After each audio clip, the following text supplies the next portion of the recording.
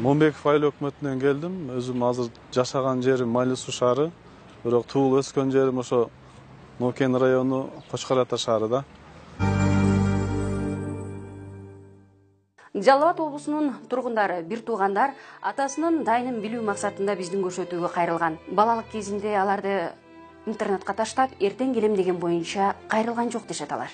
Меримиңе зар, апа кебай, жүрөгүм сага тартып, көзүм артып, жете албай. Бир туугандар жаш кезинен тартып ата-эне мээримин искеп бой тартышты. Кезинде бактылуу турмуш тиричилик өткөрүп жүргөн алардын үй бүлөсү эмне себептен эки ажырым жолго түшкөндүгүн бала кезинде түшүнүшкөн эмес. Ал сыр азыркы убакка чейин эле туңгуюк бойдон калып келет. Ата-энеси тил табыша албай калгандан көп узабай апасы Ирсалат Мергенбаева балдарды Бишкек шаарына алып кеткен. Замзамдан уктум, сагынган улумдан, кейбеч биремми. Момбеков айыл өкмөтүнөн келдим. Өзүм азыр жашаган жерим Майли Суу шаары. Бирок туулуп өскөн жерим ошо Нокен району Кочкор Ата шаарыда. Биз апабызды издеп келдик. Апабыз Мергенбаева Ирсалат Исраиловна 12 апрель 1960 жылы төрөлгөн. Ошол кезде Союз кезиндеги аталышы Хелинский сельсовет, Ленинский район, Орская область деп аталат эле да. Азыркы бүгүнкү күндө аталышы Момбеков айыл өкмөтү Нокен району Жалал Абад областы. Ошол жерде төрөлүп өскөн апам анан Кочкор Ата шаарында эмгектенген. 94 жылга чейин ошо Кочкор Ата шаарчасында плодовочный складда эмгектенген. Анан кийин атам экөө ажырашып кетип, апам бизди карындашым экөөбүздү Бишкекке алып кеткен да 95-жылы. 95-жылы алып кетип,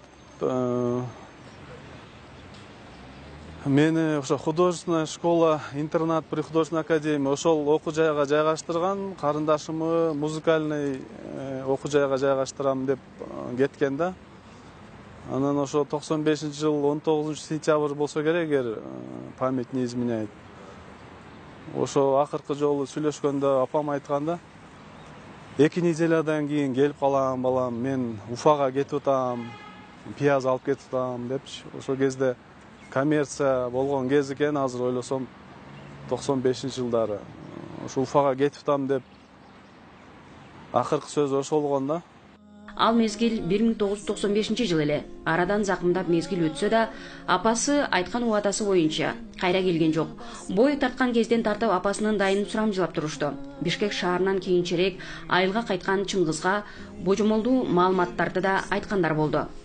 Ошо мен художественный школада, интернатта окуган кезде 3 жыл окуп, 6-7-8 класс. Анан кетип калгам да, кайрачы таштап окуунучу. Кайда кеттиңиз? Мен кайра өзүм жериме Кочкор Атага келгем да. Анан ал окуу жайды Бишкектеги художественный эмени школаны бүтүп, академияны бүткөн. Ошо мен классташ балам айтып атат да, возможно, келген болуш керек деп. Ал дагы точно айта албай атат да. По-моему, келген деп эле атат да, алчы. Спустя какое время точно келгенин дагы айта албай атат. Мен эми Бишкекке барсам, ошо художественный школага кирип, ошол кезде иштеп аткан воспитательдерди сураштырып, тауып, бир маалымат издеген аракет кылам. Анан акыркы кезде дагы бир кабар уктук. Ошо Москвада, Россияда шаарын точно айтпады. Карлар үйүнө жайгаштырып койгон деп деген дагы маалымат бар да. Анан биз эми Россиядагы ошол кыргызский диаспорадагы кыргыз биздин жердештер, мекендештерге дагы маалымат жөнөттүм. Ошо мүмкүн болушунча маалымат болсо издеп иштешкене жардам бергиле депчи. Келетипсиң кучак чайып, каражан канча жашка чыкса дагы балакайың энекем ай.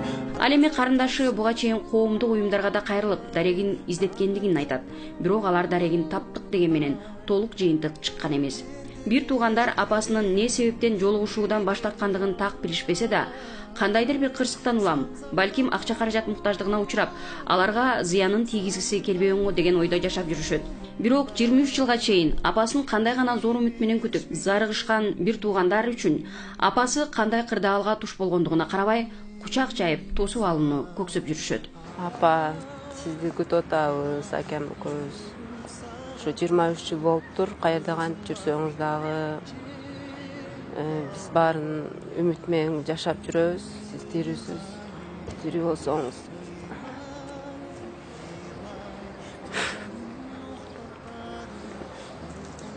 Келиң, сизди сагындым.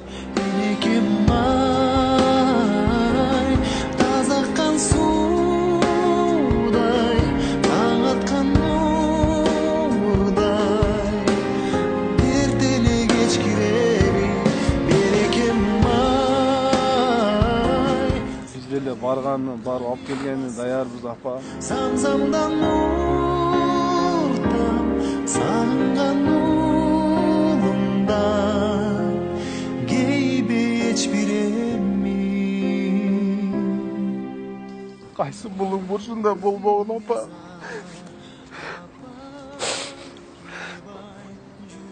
Барып алып келгени даярмын апа. Меримиңе зар, апа, кебай, жүрөгүм сага тартып, көзүм актып, жете албай, өмүр кайы